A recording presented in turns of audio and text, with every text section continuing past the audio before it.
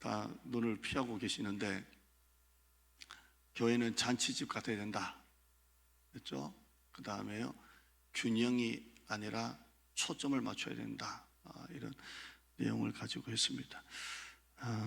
요셉 이야기, 오늘 다음 주에 위드백 앞두고 제가 다른 내용을 하려다가 그냥 그대로 보겠습니다. 여러분, 설교 많이 듣는 것도 좋은데 많이 들어야죠. 한 개라도 내 걸로 하셔야 됩니다. 한 개라도 내 걸로 만드셔서 그렇게 받으시고, 요셉 세 번째인데 앞에 기억 안 나면 유튜브로 꼭 들어봐요. 들어보고 설교 계속 들으세요. 자, 우리 지난 시간에 이어서 나오는 이야기가 5절입니다. 5절에서 11절까지 요셉이 자기 가족들에게 자기 꿈 이야기하는 내용입니다. 내가 이런 꿈을 꿨어요 하는 내용인데, 이 내용은 일단 생략할게요. 일단 생략하고 이제 이 꿈 얘기는 이제 했습니다 하고 오늘 12절로 넘어갈게요. 12절 읽어봅니다. 시작. 그의 형들이 세겜에 가서 아버지의 양떼를 칠 때에, 형들이 어디에서 양을 치고 있었다고요? 세겜에 갔다라고 되어 있습니다. 여러분, 성경을 읽은 분들은 기억을 하시겠지만 이 세겜은 야곱 가족에게는 좋지 않은 기억을 남긴 장소입니다. 세겜에서 무슨 일이 일어났습니까? 과거에 그 야곱의 딸도 있죠. 디나입니다. 디나. 이 디나가 세겜 족속의 추장 아들에게 강간을 당합니다. 강간을 당하죠. 이게 34장에 나오죠. 그래서 이 사건으로 인해서 이 디나의 오빠인 시므온과 레위가 여러 결혼을 시켜주겠다라고 하고 난 다음에 할례를 해야 된다 해서 남자들이 할례를 하고 이렇게 아파서 누워 있을 때 급습을 해가지고 세겜 종족들을 다 죽였습니다. 완전히 싹 다 멸족을 시켰죠. 지금 이스라엘과 하마스 전쟁을 보면 하마스에서 먼저 시작을 했고 아주 참혹하게 애들까지도 다 죽였잖아요. 다 죽이고, 하마스가 볼 때 이스라엘의 군인은 남녀 상관없이 18세에서 38세까지인가요? 그러니까 그냥 18세부터 38살까지는 다 군인으로 보고 다 그냥 죽였다라고 하는데, 그러니까 이스라엘이 또 가자 지구를 지금 막 융단 폭격을 하잖아요. 이게 다 보복 전쟁이잖아요. 생지옥입니다. 그 안에 있는 사람들. 이 전쟁이 빨리 끝나야 돼요. 이 보복 전쟁이 그렇게 무서워. 하마스가 어떻게 이번 전쟁을 또 없어지겠어요? 이 죄라는 건 계속 일어나는 건데, 마찬가지로 시몬과 레이가 동생 복수한다고 세겜 종족을 다 죽이니까 아버지가 두려운 거예요. 세겜 종족 옆에 있던 종족들이 가만히 있겠냐고요. 또 보복 전쟁을 또 할까봐. 그러면 야곱 가족이 다 몰살을 당하니까 급히 빠져나온 장소가 세겜입니다. 화면 이 구절 하나만 보면 내용 다 나옵니다. 화면 볼까요? 구절 올려봐라. 야곱이 시몬과 레위에게 이르되 너희가 내게 화를 끼쳐 나로 하여금 이 땅의 주민 곧 가나안 족속 브리스 족속에게 넘겨야지. 악취를 내게 하였도다. 나는 수가 적은즉 그들이 모여서 나를 치고 나를 죽이리니 그러면 나와 내 집이 멸망하리라. 또 이 가나안 종족들이 세겜 족속을 복수하려고 또 할까봐 급히 빠져나옵니다. 급히 빠져나왔던 장소가 어디라고요? 세겜입니다. 세겜. 그런데 오늘 형들이 아버지의 양을 끌고 어디로 갔습니까?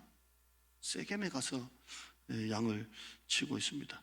이제 시간이 흘렀으니까 이제 자기 아들들이 거기 가도, 또 형들도 자기들이 가도 이 세겜 땅에는 이제 사람들이 우리를 알아보고 죽이진 않을 것이다 라는 그런 생각인지, 이제 위험 요소가 없어졌다라고 생각을 한 건지 야곱의 아들들이 거기까지 가서 이제 양을 치러 갔습니다. 그 과거에 그런 잔혹한 피가 뿌려진 그 장소에 이제 치러 간 겁니다.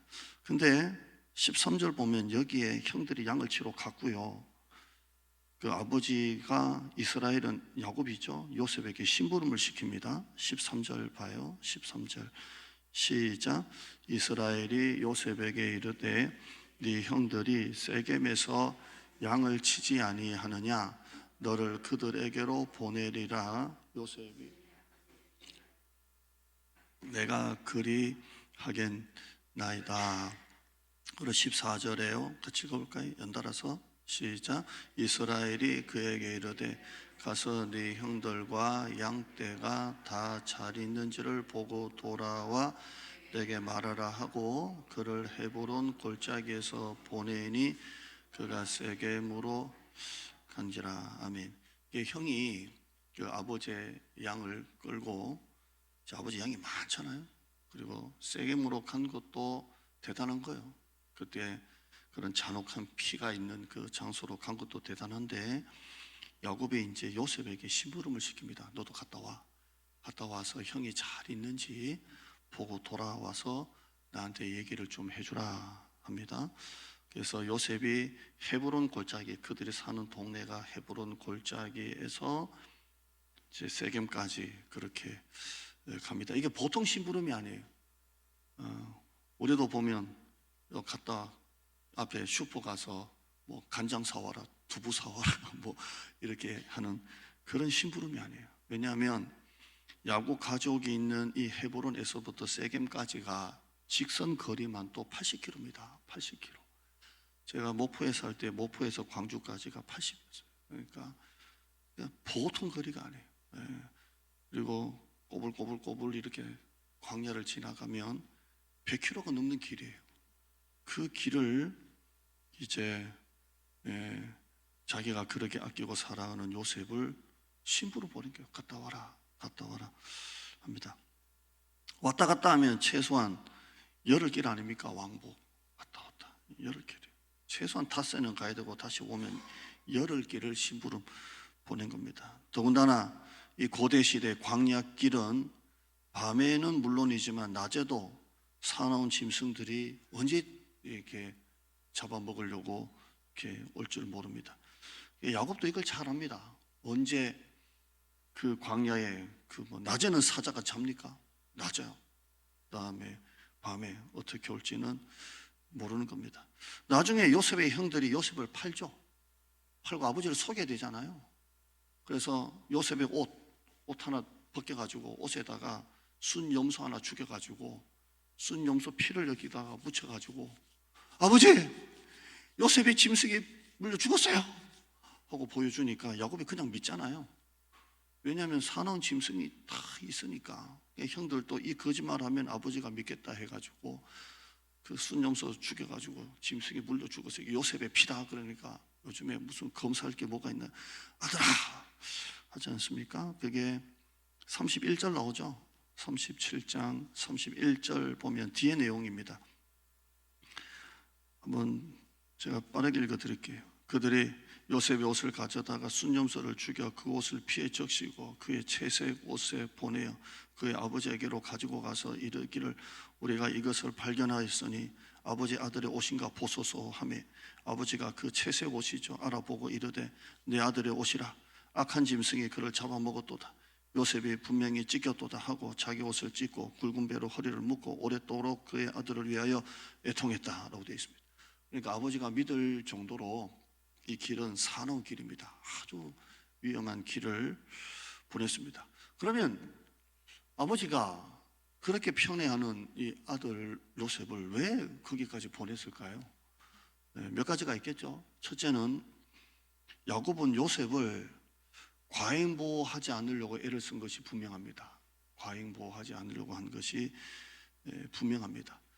우리 큰애가 운전면허를 따고 난 다음에 이제 혼자 운전을 이제 갔다 올 때가 있잖아요. 그때는 조마조마하죠. 이 새끼가 잘 갔다 올라나 말라나 이제 혼자 이제 가는데 그걸 해야 됩니다. 해야 되죠. 형들보다 훨씬 더 편애하고 애지중지하는 요셉인데 요셉을 그 먼 길을 심부름 시켰다면 요셉을 마음은 그렇지만 과잉보호하고 막 오냐 이렇게 키우지 않으려고 작정했던 것 같습니다. 형들 틈바구니 틈에서 이 11번째 요셉이 강하게 커야 되니까 그렇게 하려고 했던 것 같습니다. 그렇죠? 여러분, 자식 너무 오냐 키우지 말기를 축원합니다.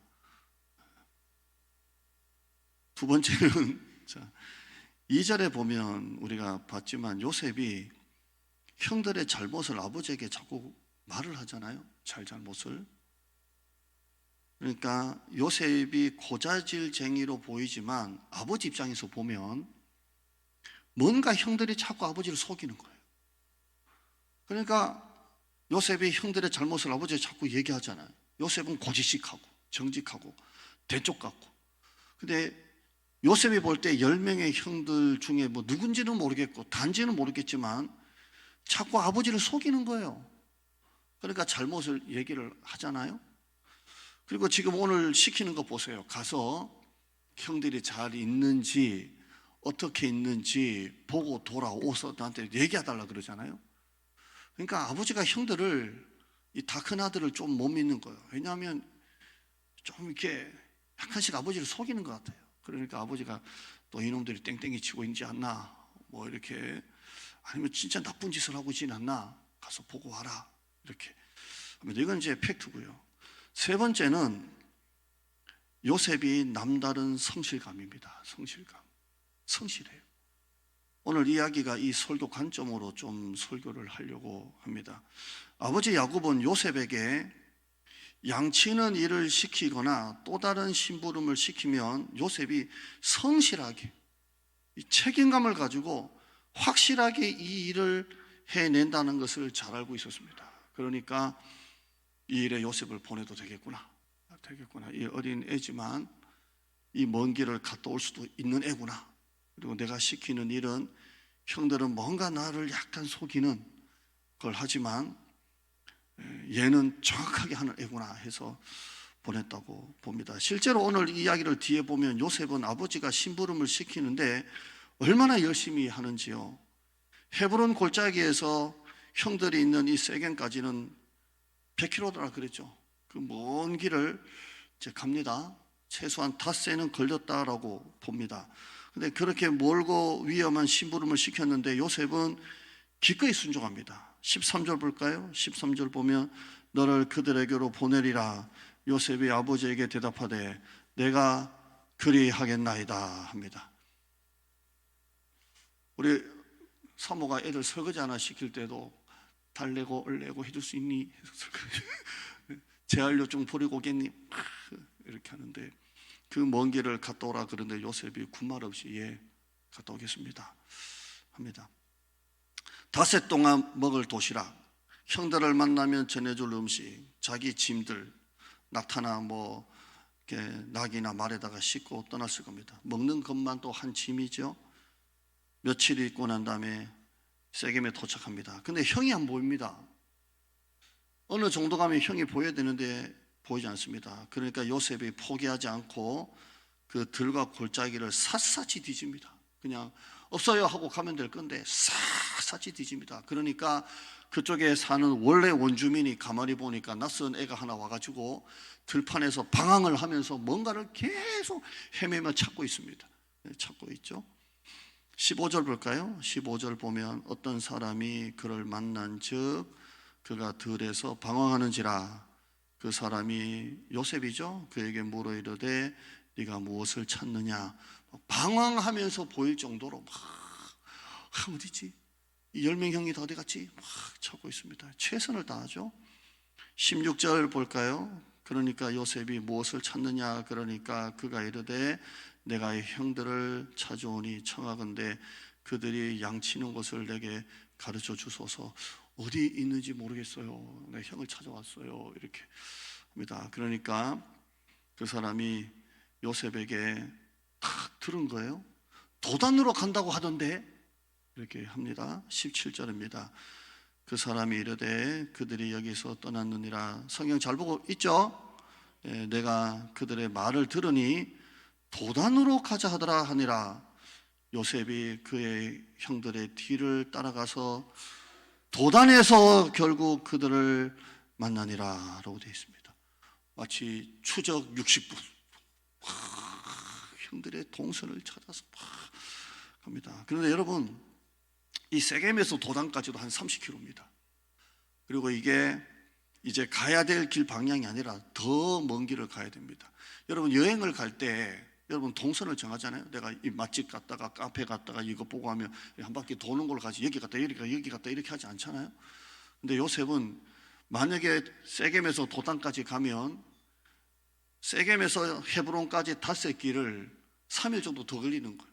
그런데도 내가 아버지가 시켰으니까 만나리라 하고 그까지 또 갑니다. 그러면 이제 가야 될 길이 닷새 길이 적어도 6일 7일은 더 걸리는 길을 또 갑니다.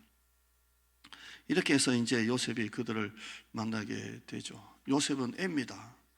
힘든 아버지의 심부름 또 군말 없이 순종하고 도중에 복잡한 상황이 생겨도 절대 포기하지 않고 책임을 완수하죠. 요셉은 어릴 때부터 한번 맡은 일은 최선을 다합니다. 여러분, 나중에 보면 요셉이 형들에게 팔려서 보디발 집에 가잖아요.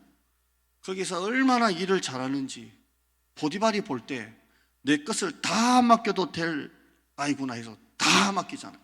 남다른 책임감, 남다른 성실감이 있는 거예요. 나중에 감옥에 가잖아요. 감옥을 지키는 전체 관수장이 이걸 다 맡기잖아요. 이거 다 해라, 여기 있는 것 할 정도로 요셉이 최선을 다합니다. 그러니까 하나님이 나중에 뭘 맡기시는 거예요? 애굽 전체를 맡기시는 거예요.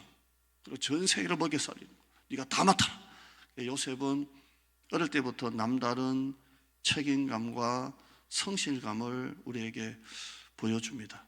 성경에는 이런 사람들이 많이 나옵니다. 우리는 다윗 그러면 믿음의 사람이라고 하지만 다윗은 굉장히 성실한 사람입니다. 우리가 다윗 때 왕이 사울 왕이잖아요. 이 사울 왕이 두통이 계속 심합니다. 이 두통이 뭔 약을 먹어도 되질 않으니까 밑에 신하들이 음악 치료를 생각하죠. 그래서 음악을 이렇게 누가 옆에서 연주를 하면 머리 두통이 이렇게 악령이 떠나지 않을까 이렇게 해서 결국 이렇게 다윗이 추천을 받아서 발탁이 돼가지고 왕궁의 스카웃이 돼가지고 거기에서 왕 옆에서 수금을 타죠. 수금이 뭐예요? 필이에요. 이거예요. 다 우리는 성경만 아는 줄 믿습니다.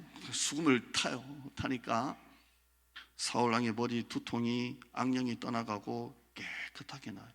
그러죠. 그래서 이제 다윗이 그 왕궁에서 수금을 탑니다. 근데 여전히 아버지의 양을 칩니다. 그러니까 지금 다윗은 투잡을 뛰고 있는 거죠. 그러니까 평소에는 양을 치고 또 궁에 가서 아르바이트하고 이렇게 해서 수금을 탑니다. 나중에 이스라엘과 블레셋과의 전쟁이 일어났습니다. 골리앗이 때 나오죠. 엘라라는 골짜기에서 대치 중입니다. 물론 사울왕이 거기 가 있죠. 그럼 제가 생각할 때 전쟁이 최소 40일 동안 됐는데 골리앗이 40일 동안 나와서 소리 질렀잖아요. 그러면 40일 동안 있을 때 사울왕이 한 번도 두통이 없었을까요? 난 아닐 거라고 봅니다. 또 시작이네. 여봐라, 다윗을 불러와라. 또 탁탁탁탁 하면 다윗이 가서 이건지 뭔지 모르겠지만 뭐 이건지 뭔지 수금이 모르겠지만 이 사울의 두통이 아유 좀 살겠다. 네가 약보다 낫다 이렇게 하고 왔다 갔다. 그런데 다윗이 있는 동네하고 여기까지가 25km입니다. 거기까지 알바 뛴 거예요. 알바 가서 또 타고 그렇게. 이때 아버지 이새가 다윗에게 심부름을 시키죠. 형에게 도시락을 갖다 주고 와라 그러죠. 그래서 심부름 분위기가 요셉이나 다윗이 비슷합니다. 형들 뭐 알아보고 와라, 갖다 주고 와라. 그래서 다윗이 형들이 아버지 심부름으로 도시락 들고 보찜 들고 갑니다. 가는데 그날 아침 한번 보죠. 17장 20절이에요. 한번 보죠. 좀 빨리 이렇게 딱 나왔으면 좋겠어요. 원고까지 다 주니까. 시작. 다윗이 아침에 일찍이 일어나서 양 지키는 자에게 맡기고 이새가 명령한 대로 가지고 가서 진영에 이른 즉 마침 군대가 전장에 나와서 싸우려고 고함치며 되어 있습니다. 다윗이 이 일을 위해서 어떻게 했다고요? 아침에 일찍 일어나서 양을 치니까 양 지키는 자에게 양을 맡기고 아버지가 명령한 대로 갔다 이렇게 되어 있습니다. 그러니까 다윗은 성실한 사람이에요. 양을 놔두고 간 게 아니라 바빠서 늦잠 자가지고 막 정신없이 간 게 아니라 그날 하루 일정을 생각하고 양은 누구에게 맡겨야 되겠다 맡기고 그리고 거기로 가는 것을 볼 수가 있습니다. 보통보다 더 일찍 일어나서 출발했죠. 그런데 그날 골리앗을 잡을 기회가 딱 온 겁니다. 저놈이 누구긴데 사시는 하나님의 군대를 모욕하느냐. 딱 잡을 기회가 옵니다. 여러분, 기회라는 것은 갑자기 오는 게 아닙니다. 성실하게 살 때 한 번 기회가 딱 오는 것입니다. 딱 오는 겁니다. 여러분이 매일매일의 삶 속에서 정말 꾸준하게 성실하게 책임감 가지고 살 때 여러분에게 평생의 기회가 한 번 딱 여러분에게 다가오는 겁니다. 우리 청년들 잘 들어야 돼요. 난 예배라고 그냥 이렇게 들으면 안 돼요. 내가 이 어른 설교할 때 대부분 다 우리 청년들이 들었으면 좋겠다 생각이 드는데 성실하게 살 때 기회가 한 번 딱 오는 거예요. 저는 용산에서 부목사 할 때 모포에 갈 기회를 딱 잡았어요. 그리고 모포에서 목회할 때 우리에게 올 기회가 올 때 저는 기회를 잡았어요. 이 기회가 몇 번 오겠어요. 성실하게 살 때 기회가 딱 와요. 하나님이 딱 주세요. 이거 잡아라 할 때. 근데 이것도 우리가 매일매일의 삶에서 최선을 다할 때 하나님이 주시는 것이 아무나 주시진 않아요. 그렇죠? 모세도 마찬가지입니다. 80세의 모세가 어느 날 떨기나무에 불이 붙는 것을 봤습니다. 그 자리는 자기가 맨날 지나가는 자리입니다. 자기 일터입니다. 일터. 그냥 자기가 양을 끌고 그냥 늘 가던 자리인데 어느 날 떨기나무에 불이 붙었어요. 중동에는 너무 이게 건조하기 때문에 자기 스스로 이렇게 해가지고 자연 발화가 되기도 한답니다. 모세가 한 번쯤은 봤을 거예요. 불도 붙었네. 그런데 오늘따라 이 나무가 좀 달라요. 보통은 자연 발화하다가 그냥 그 나무가 그냥 다 타면 꺼져야 되는데 이 불이 계속 타오릅니다. 야, 내가 옛날에 한번 봤던 거하고 좀 다르네. 왜 이 불이 꺼지지가 않지? 그래서 그날따라 이 불이 꺼지지 않으니까 가까이 가서 봅니다. 출애굽기 3장에 보면 내가 돌이켜 가서 이 큰 광경을 보리라. 떨기나무가 어찌하여 타지 아니하는고? 그때 하나님이 부르시는 거예요. 모세야, 네가 선 곳은 거룩한 곳이니 네 발에서 신을 벗어라 합니다. 일터입니다. 일터.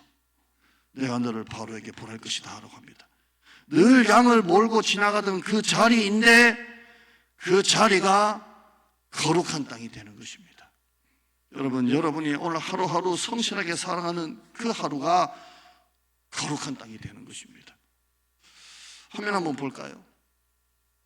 하나님이 주신 꿈을 부여잡고 사는 사람은 현실 속에서 당장 뭔가 획기적인 일이 일어날 기미는 보이지 않는다 하더라도 보이지 않지만 살아가는 자세가 남다를 수밖에 없다는 것입니다. 그렇죠? 획기적인 일은 일어나지 않지만 우리는 이 현실 속에서 당장 아무것도 없지만 살아가는 자세가 다른 거예요. 꿈이 있으니까. 요셉은 자기가 그냥 말하기도 불편한 형들에게도 꿈 이야기를 하고 다녔어요. 꿈을 막 흘리고 다녔어요. 근데 꿈을 흘리고 다니는 사람은 꿈을 이룰 만한 행동을 하고 다녀야 됩니다. 다름 아니라 성실함입니다. 성실함. 내가 꿈을 꿨습니다. 그러면 이 꿈을 가지고 사람들에게 이 꿈을 흘리고 다니잖아요. 내가 이 꿈을 꿨다고. 나는 이 꿈이 있다고. 그러면 살아가는 자세가 남다른 책임감을 가지고 살아가야 됩니다. 우리 청년들은 잘 없지만, 잘 없다는 말은 새벽기도 나오는 청년들이 잘 없지만, 새벽기도 나와서 피곤하다고 집에 가서 11시까지 자는 청년들은 아예 새벽기도 나오지 마라 라고 하는 게 좋습니다. 차라리 그 시간에 일어나서 일을 하지, 새벽기도 갔다 와서 피곤하다고 11시까지 자빠져 자고 있으면 새벽기도 안 노는 게 나와요. 차라리 그러잖아요. 새벽기도 나와서 2시간 잠을 못 자면 2시간만큼 더 열심히 일을 해야 돼. 직장에서 내가 밀린 일을 주일날 안 하고 교회 예배 드리고 공부하는 사람들은 내가 주일날 예배 드렸네 하는 게 아니라 그만큼 남들보다 하루 더 열심히 일을 해야 돼요. 그러잖아요. 우리 남다른 책임감과 성실감을 가지고 살아야 돼요. 꿈을 가진 사람들이 꿈을 꿨다고 다 꿈을 이루는 게 아니에요. 꿈을 이루기 위해서 매일매일 성실하게 사는 사람들이 그 꿈을 이루는 것입니다. 그리고 그 사람에게 한 번의 기회가 옵니다. 한 번의 기회가 와요. 제가 책을 보니까 여러 예화가 있는데요, 대학에 들어갈 꿈을 가진 아프리카계 미국인 소년이 있었답니다. 나이가 16살인데 웨스트 버지니아 햄프턴 대학에 도착을 했는데 그 백인 학장에게 이 대학에서 공부할 수 있도록 해달라고 간청을 했답니다. 돈이 없어요. 그러니까 이 학장이 이 흑인 A에게 강당 청소를 해보라고 맡겼답니다. 그러니까 얘가 이 강당 청소를 해보라고 했는데 와서 하나님 내 꿈을 이루어주세요 기도하고 얼마나 청소를 깨끗하게 했는지, 청소가 너무 깨끗하니까 이 학장이 입학을 허락을 하고 그래서 열심히 공부를 했답니다. 그런데 나중에 이 소년이 후일에 그 학교의 학장이 되고 2개의 흑인 대학을 세웠던 미국의 위대한 교육가인 부커 워싱턴이라고 합니다. 그가 그 맡은 일, 그 강당을 깨끗하게 청소했다고 합니다. 방성기 목사님도 미국에서 유학하고 아르바이트 할 때 건물 전체를 다 청소하라고 했답니다. 그러니까 자기가 청소하다가 어느 날 청소 도구를 빗자루 그냥 다 집어 던져버리고 내가 학비 벌려고 여기 와서 이렇게 청소해야 되겠냐고 하나님 앞에 막 원망을 하고, 딴 친구들은 지금 이 시간에 도서관에서 공부를 하는데 나는 여기서 이 건물 전체를 어떻게 청소할 수 있냐고 집어 던지고 막 짜증을 내고 기도하는데 하나님이 그때 감동을 딱 주시더랍니다. 그때 하나님이 들려주셨던 그 말씀이 딱 있더랍니다. 한번 화면 보시면 골로새서 3장 23절에 무슨 일을 하든지 마음을 다하여 주께 하듯 하고 사람에게 하듯 하지 말라. 이 말씀을 하나님께서 딱 주셨다는 거예요. 자기는 청소하다가 딴 친구는 공부하는데 나는 이 시간에 왜 이걸 하냐고 그냥 집어 던지고 원망하고 있는데 하나님이 무슨 일을 하든지 마음을 다하여 주께 하듯 하고 사람에게 하듯 하지 말라. 그래서 이 일도 하나님의 일이구나, 이 청소도 하나님의 일이구나 라는 마음이 들어서 이것을 계기로 직장사역 선교를 시작하게 되었고, 직장사역 그 주제 선고가 바로 골로새서 3장 23절이었답니다. 23절이었대요. 청소를 어쩔 수 없어서 하는 것으로 여기지 말고 중요한 하나님의 일로 생각하고 하면 우리의 삶이 달라지는 것입니다. 저는 어제 큰 아는 목사님 행사가 2개가 있었습니다. 한 목사님은 자기 아들, 둘째 아들 결혼식이 있었습니다. 우리 교회 어겐대 할 때 성도들 다 데리고 오신 목사님, 저 가깝게 지내주신 목사님인데 그 둘째 아들이 결혼한다고 와서 있었습니다. 또 우리 이제 육목장이 섬기는 교회 목사님이 이제 아주 작은 교회 개척교회 설립 예배를 드린다고 또 연락이 왔습니다. 여기도 가야 되고 여기도 가야 되는데 여기는 나중에 알고 보니까 점심 뷔페가 5만 원 정도 비싼 뷔페가 나왔다고 들었습니다. 여기 가서 설립 예배 들으니까 한식 뷔페, 이제 상가니까 같은 층에 옆에 또 식당이 있는데 여기는 7,000원짜리 뷔페가 있더라고요. 제가 어디 갔을까요? 5만 원짜리 뷔페 갔을까요? 설립 예배 갔을까요? 뷔페 갔으면 얘기도 안 했죠. 하나님 기도하면서 목사님에게는 정중하게 제가 못 가게 됐다고 이렇게 하고 거기 갔어요. 거기 가서 조그만 교회에서 예배 드리는데 그렇게 은혜가 돼요. 은혜가 되고 하나님, 지금은 손님들이 가득 와서 이 자리가 꽉 채워졌지만 다 빠져나가면 이 자리 더 빌 건데 이 목사님에게 힘을 주세요. 힘을 주세요. 힘을 주세요. 기도하고 실제는 뷔페를 5만 원보다 더 맛있게 온 줄 믿습니다. 왜 이렇게 맛있다냐 정신없이 먹고 이렇게 왔습니다. 여러분, 우리의 삶이 사소한 일은 있다 할지라도 시시한 일은 없는 거예요. 시시한 일은 없어요. 진짜 그런 것 같아요. 일이 큰 일, 작은 일 있을 수가 있겠죠. 사소한 일은 있어도 하나님 앞에서 시시한 일은 하나도 없는 것 같아요. 시시한 일은 없는 것 같아요. 어제 제가 갔다 와서 식당에 한번 가보니까 봉사부 분들이 밥을 준비하는데 제가 왔는지도 모를 정도로 막 주방에서 막 하길래 그냥 흐름 깨기 싫어서 그냥 살짝 나왔습니다. 열심히 찢고 볶고 만들고 할렐루야. 예. 여러분, 이런 일상의 성실함이 하나님이 주시는 기적의 포인트가 되는 거예요. 여러분, 이제 한 주간 동안 여러분 있는 곳에 들어가서 일할 거 아니에요? 사무실, 가게, 여러분 있는 곳에서 하루 최선을 다해 살아요. 이걸 작다 생각하지 말고 내가 왜 이런 일을 하냐라고 생각하지 말고 성실하게 한번 살아봐요. 거기에 하나님이 네가 선 곳은 거룩한 땅이라고 하시면서 거기에서 하나님의 부르심이 있는 것입니다. 부르심이 있어요. 우리 교회 토요일 날 대부분 200명 되는 교회는 요즘에 다 용역으로 주는데 우리 교회는 지금 또 우리 세계 조가 3주씩 돌아가면서 청소하잖아요. 여러분, 이 일을 정말 그냥 매주 돌아오는 의뢰에 돌아오는 내 순서내가 아니라 한번 하나님 앞에 이 일이 하나님의 일이다라고 생각하고 한번 해봐요. 그 땅이 거룩한 땅이 되는 거예요. 거룩한 땅이 돼요. 새벽기도 한 번이 거룩한 땅이고 오늘 이 낮 예배가 거룩한 땅이 되는 것입니다. 평소 하는 일이 귀하고 계속 반복되는 일이 귀한 것입니다. 하나님이 우리를 다 보고 계시고 알고 계시는 것입니다. 여러분이 섬겨야 될 자리, 여러분이 지켜야 될 자리, 여러분 한번 해보세요. 하나님이 어떻게 그 자리를 거룩한 땅으로 만드시는지, 거룩한 땅으로 만드시는지. 제가 여러분에게 한번 도전할게요. 우리 교회가 특별자가 붙는다면 한번 길을 쓰고 한번 나와봐요. 이제 수요일날 월삭 새벽 예배잖아요. 첫 달, 첫 날이잖아요. 제가 이걸 매년마다 하다가 제가 중단하고 또 하고 있는데 할 때마다 갈등해요. 이거 월삭 특별이라고 해봤자 또 나오는 분이 또 나오고 안 나오는 분 안 나오고, 그게 아니라 한번 길을 쓰고 한번 해봐요. 왜냐하면 특별자는 매일 나오는 분들을 위한 특별자가 아니라 매일 나오지 못하는 분들이 나와서 은혜 받으라고 특별자를 붙이는 거 아니에요? 그러니까 이런 자리를 하나, 청소하는 자리, 기도하는 자리, 예배 드리는 자리, 예배 시간 하나, 그 하나하나가 하나님 앞에서 거룩한 땅이 되는 것입니다. 아멘.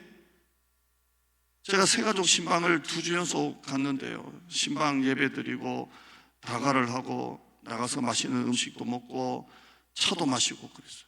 그래서 제가 참 은혜를 많이 받아요. 은혜를 많이 받습니다.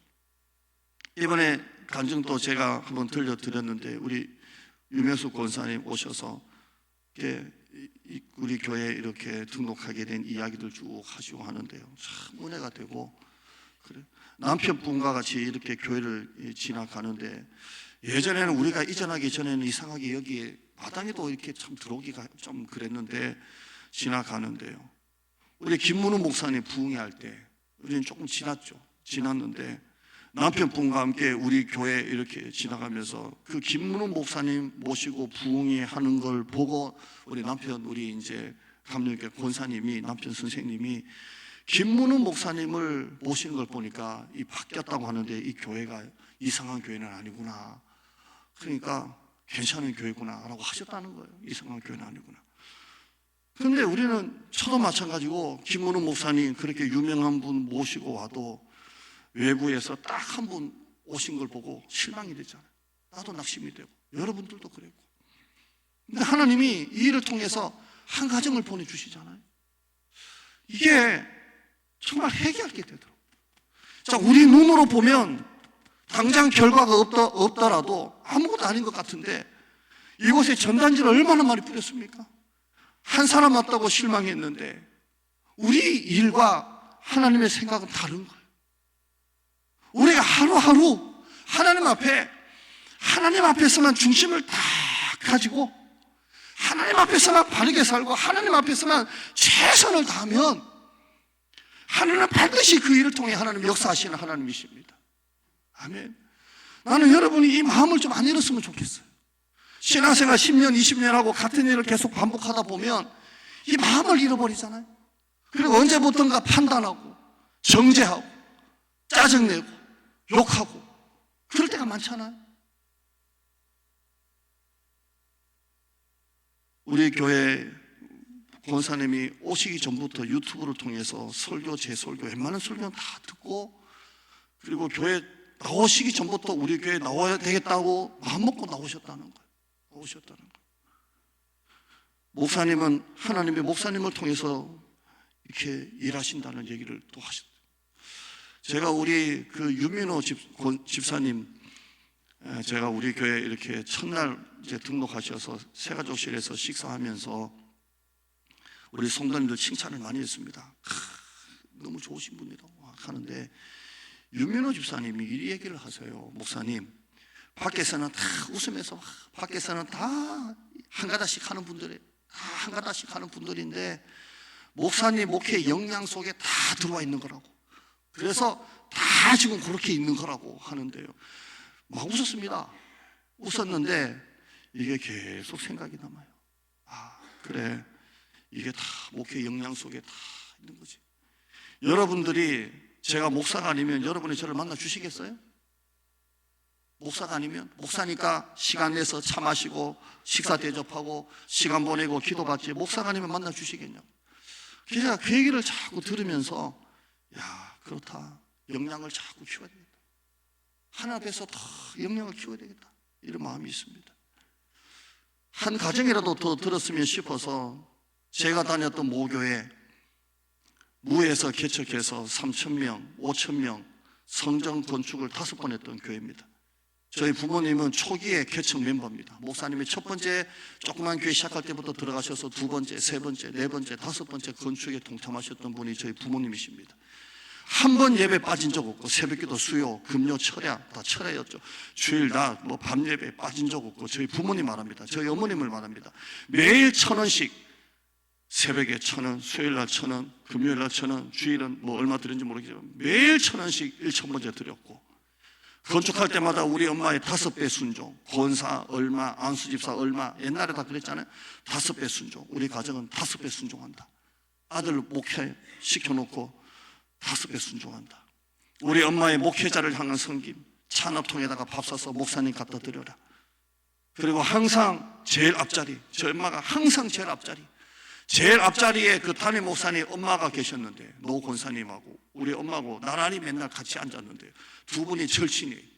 나이 차이가 많은데 워낙 매일 나와서 같이 앉다 보니까 담임 목사님 어머니하고 저희 어머니하고 절친이 돼가지고 박권사, 김권사, 권사 아니시고 박권사 서로 절친으로 같이 손잡고 기도하셨다. 그분이. 제가 이 얘기를 왜 드리냐면, 그 복이 저한테 다 왔어요. 다 왔어요.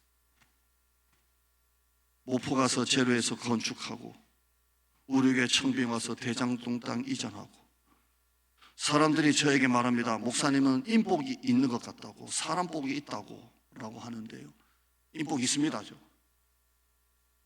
첫 번째로 사모복이 있다라고 말을 다들 해 주십니다. 세력분들이 한마디로 다 그렇다. 다 똑같이 짜셨는지 안 짜셨는지 모르겠지만 목사님보다 사모님이 더 좋아요. 짰는지 안 짰는지 모르겠지만 저 인복이 있습니다. 근데 다 우리 엄마 복이 다 일로 오는 것 같아요. 평생 디스크로 똥오줌 받아내시던 우리 엄마가 그 복이 다 나한테 온 것 같아요. 우리 교회가 너무 좋은 일꾼들이 많이 오다 보니까 하나님 앞에 이런 기도가 나와요. 하나님, 초신자가 와야 되는데요. 초신자가 와야 되는데, 그래야 세례식을 할 때 초신자 딱 해서 처음부터 우리 교회도 초신자 좀 보내주세요. 너무 막 이미 훈련 받으신 분들이 오는 것 같아요. 초신자도 좀 보내주세요. 하나님이 기도하는데 딱 그러시는 거예요. 야, 네가 급하니까 내가 보내주는 거야. 언제 만들어서 언제 하냐. 네가 하도 급하다고 땡깡을 부리고 돕는 자, 일꾼, 뭐 기도의 동력자, 물질의 동력자, 뭐 은사의 동력자 자꾸 보내달라고 땡깡을 치니까 네가 급하다고 하니까 내가 급하게 보내주는 거야. 그러시는 거예요. 아멘. 야, 하나님 참 신기하다. 신기하다. 여기서 힘든 일 당하면 저기서 목사님 얼굴이 왜 안 좋냐고 식사 한번 해요. 저도 모태신앙이고 현장에서 30년 일했는데요, 하나님의 일에는 전혀 거저가 없어요. 거저가 없어요. 절대 거저가 없어요. 화면 한번 보죠. 좀 전에 말했던 내용. 이거 말고 그 다음 보죠. 그 다음에요. 같이 읽어봐요. 시작. 사소한 일은 있어도 시시한 일은 없다. 지금 여러분의 자리가 그래요.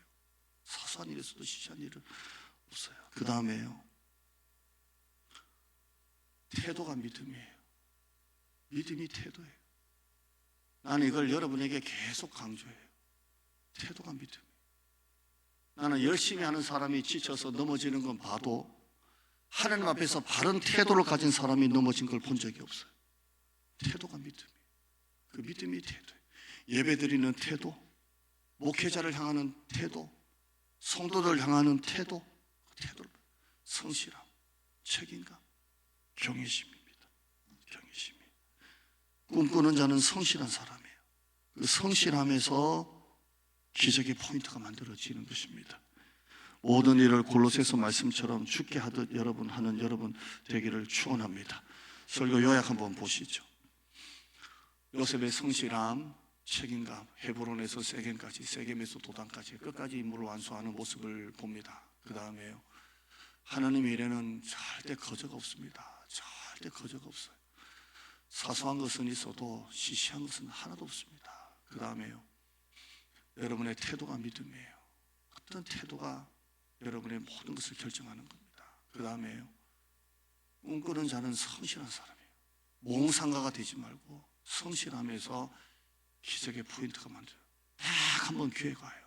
그 기회가 옵니다. 하나님이 주시는 거예요. 그 다음에요.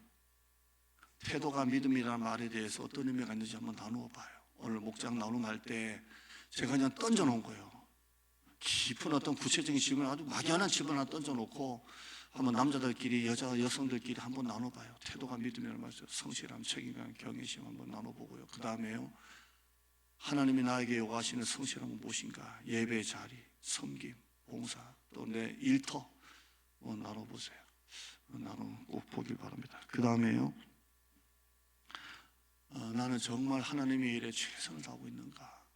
그들이 다 자기 일은 구하지만 예수의 일은 구하지 않던데, 자기 일은 바쁜데 하나님의 일은 소홀히 하고 있지는 않는지, 나는 정말 하나님의 일에 최선을 다하고 늘 입에 바빠요, 피곤해요, 힘들어요, 이런 게 습관처럼 붙어 있으면서 정신없이 자기 일은 구하지만 할 건 다 하고 다니지만 예수의 일은 소홀히 하고 있지는 않는지, 어디에 우선순위가 있는지 한번 보자는 겁니다. 적용입니다. 내가 지켜야 될 내 자리 지키시고, 내가 봉사해야 될 내 봉사 감당하시고, 위드백 초청할 사람들 누구인지 나누고 함께 기도하는 여러분 됐으면 좋겠습니다. 꼭 목장 모임 들어가요. 설교를 내 말로 해야 됩니다. 또 다른 사람의 말을 들으면서 은혜 받아야 돼요. 완전히 내 걸로 만들고 올라가셔야 돼요. 목장 모임 꼭 들어가세요. 담임 목사 하라는 대로 해봐요. 다 은혜가 돼요. 화면 한번 보죠. 마지막 보시죠. 자, 우리 김현영 군사님 목장에서 제가 이걸 놓고 기도하다가 이렇게 나오더라고요. 작정자입니다. 위드백 이런 분들을 데리고 오겠다라는 분들입니다. 제가 보고 웃기도 하고 울기도 하고 기도도 하고 하면서 너무 감사하게 이렇게 하고 있습니다. 오늘 여러분 목장에서 마지막 한 주 동안 나누시고 기도하고 오늘 한 주간 되기를 바랍니다. 기도하죠. 하나님 감사합니다. 오늘 설교 적용점이 많았지만 잘 듣고 성실함이